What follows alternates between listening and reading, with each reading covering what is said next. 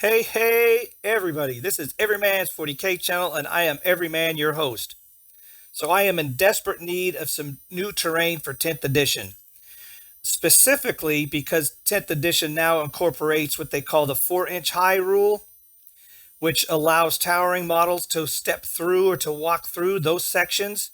And I think for gameplay, those sections are very important, especially now that you can't have models with the keyword fly just going up and over pieces of terrain. So the whole idea of terrain and what 10th edition is all about using terrain is much different than what we've seen before. So what we're going to do is today I'm going to show you how to take this old style terrain, which you see here on the camera, which is the big MDF type boards that we are used to, 7th, 8th, 9th edition. So I'm going to show you a file here, or two pictures here. This is of two maps that GW suggests on how to set up a map. So GW requests or suggests that you use 6 pieces of 12-inch by 6, 4 units of a 6-inch by 4, right? We'll call those the small. And then they got the 2 of the 10-inch by 6-inch units. So this is a 12 by 12 made by 123 GT. And I'll show you another picture of this same company, how they have already incorporated the 10th edition rules. Now these packs are roughly $100, let's say 75 to $100, just depends on who you buy them from. So if you have one of these packs, I'm going to show you how to convert this and cut this up, and so that you can go ahead and make a 10th edition set of terrain for yourself. Now, if you have these already built, yes, it's going to be more of a pain, but you can do this. There is a way. So, okay, so let me go ahead and talk about the tools you're going to need. So you're going to need a box cutter, preferably with a brand new or sharp razor blade in there, pair of pliers, something to sand with, some type of emery board, 40 grit, 60 grit. You're going to need a square or something that where you can make good 90s, that you're sure that you got a 90 degree, and a flat surface to that 90 degree, because you're going to want to use that so you can take some of the off fall or some of the pieces and butt them, or do a butt joint on a piece like this, a flat piece. So I'll show you that later. You're going to need a large ruler, some type of steel ruler, because you are going to be cutting. You're going to want some super glues. You're going to want some wood glue, because wood glue adheres to the MDF actually much better than I think super glue does, although super glue works. So you have to think, how are you going to cut this? So you want one wall minimum, a tall wall on one side, and you need a half wall on another side. But as you can see here, they don't have the perforated edge or the slots all the way around. So on one piece, you're only going to have half with a couple slots. On this other side, you're going to have full slots, okay? So I recommend, like I just did, you have to pre-form or pre-set up or pre-fit how you're going to cut it. So we're going to have to cut it this way. So what we're going to do is, I know that this, I've already measured, this is 11 3/4. So we have to come in here and we're going to mark it at 5 7/8. We're going to split it. So you can do this with a simple, like I said, a simple box cutter. You don't need a jigsaw. You don't need any power tools. Your most expensive item is probably going to be the ruler that you see here, this steel ruler. You go to Home Depot, any hardware store, you can get yourself a steel ruler.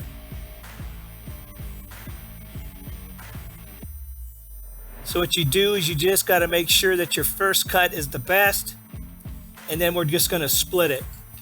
So we're going to come in here, and the first thing we're going to do is we're going to lightly score, not a lot of pressure,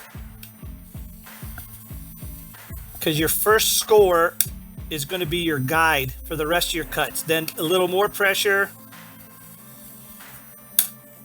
again more pressure, And now you just keep doing this. You just keep scoring 6 or 7 times, up to you. Just depends on how clean you want that cut.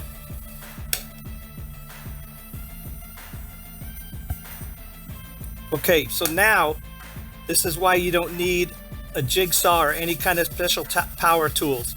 What you can do now is, now that you've got a good score, is you just apply a little bit of pressure. Keep applying pressure. And what you're going to do is you're going to keep applying a little bit of pressure, and you're just going to split that MDF along that score. Then come in here so it doesn't fray under the bottom. Again, just clean it up.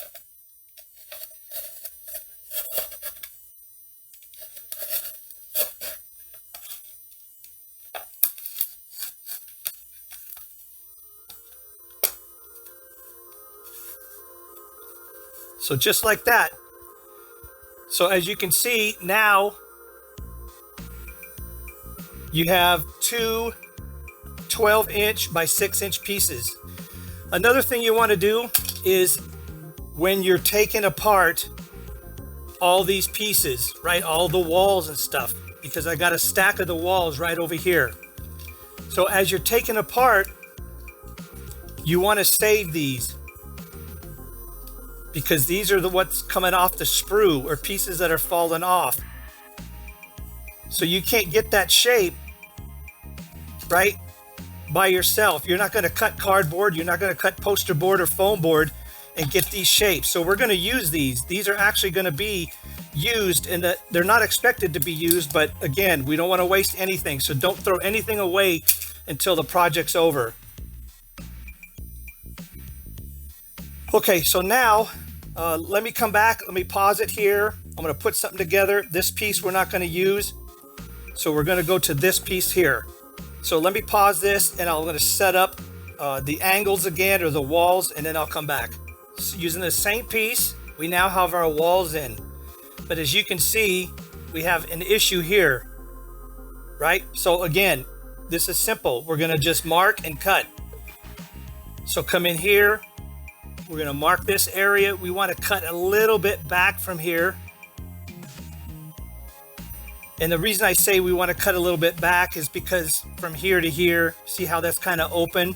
So we don't want to bring our wall or this piece all the way to that edge. We want something in the corner so that we can kind of round that corner off. So we're just going to mark it where we think it's going to be good. Now this is where we come in, and this is why you need your square, because we got to ensure that this is a 90, because this side, or this piece that's going to be split, we want that square or flat, because we're going to reuse this piece. So we're going to come in here.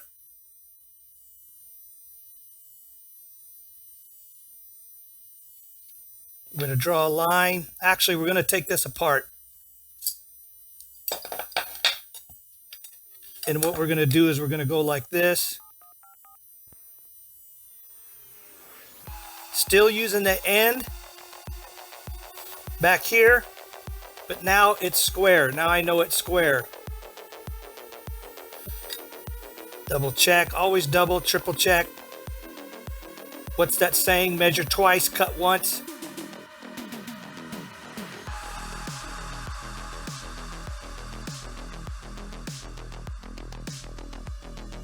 Okay, so here we go.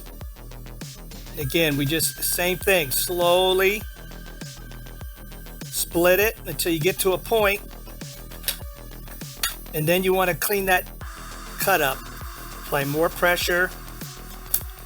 There. Okay, so now this piece, we're going to use this, so we're going to put this off to the side.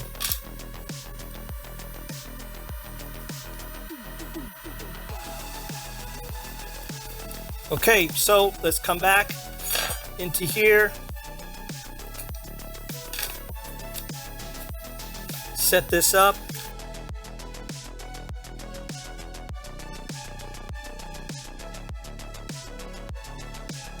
Okay, so here we are, reassembled.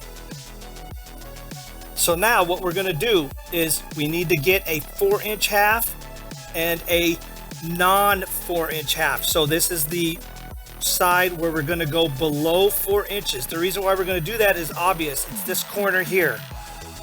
Okay, so in this corner, we're already on the low side.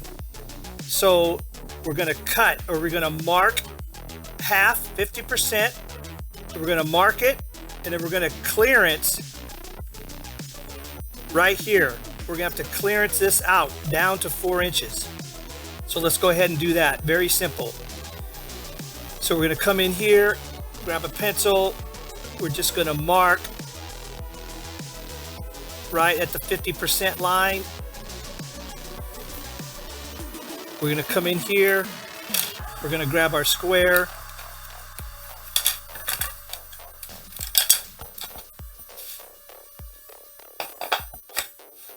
And this one, we're just gonna draw a line.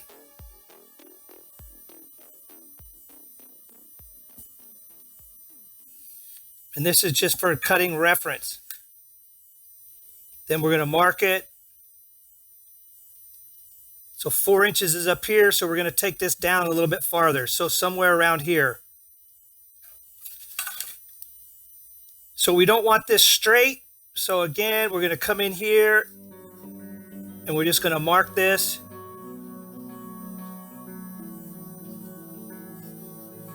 Like that, and that's what we wanna cut out. This part right here. So again, it's all about razor blade work. So we're gonna start here. Watch your fingers, safety first. So put your fingers on the back side of the razor blade.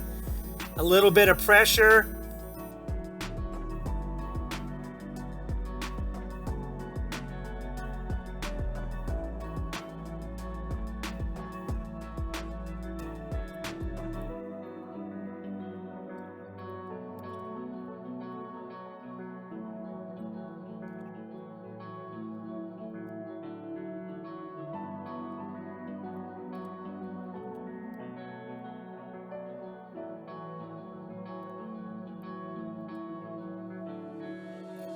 So just like that.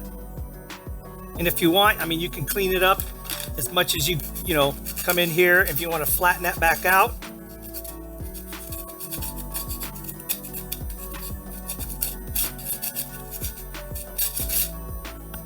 There we go. So now you have the below 4-inch side. Then we're going to come in here and we're going to establish our halfway point. Just like that, using scrap.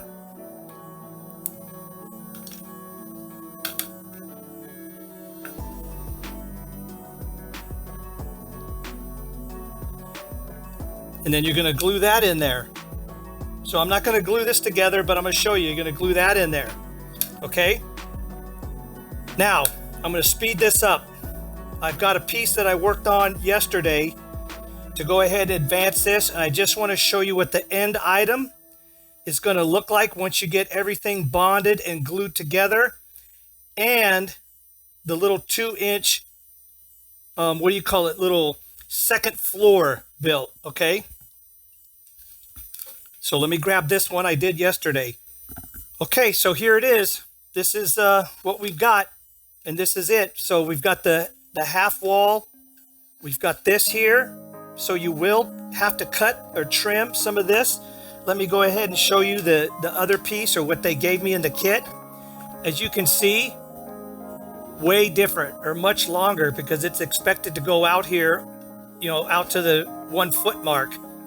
So you're gonna have to come in here, you're gonna have to mark it, and then you're gonna have to trim it back. I mean, that's looking good. Okay, so now we're gonna close this video out. This is gonna be part 1. Okay, because this is actually getting pretty long. What we're going to do is we are going to fully paint and make this look good. Okay, so on part 2, if you want to see the actual painting and the finishing of this, we're going to go ahead and do that in part 2. We're going to call that this will be the build part or build portion. The other one will be like the artistic or little fancy portion. I don't know what you want to call it. So please hit that subscribe button, smash that notification bell, hit that like button, and if you like what we do on this channel, please tell all your friends on social media. And like we always say, everybody, may all your dice rolls come up 6s unless you're looking for that 1. Peace out.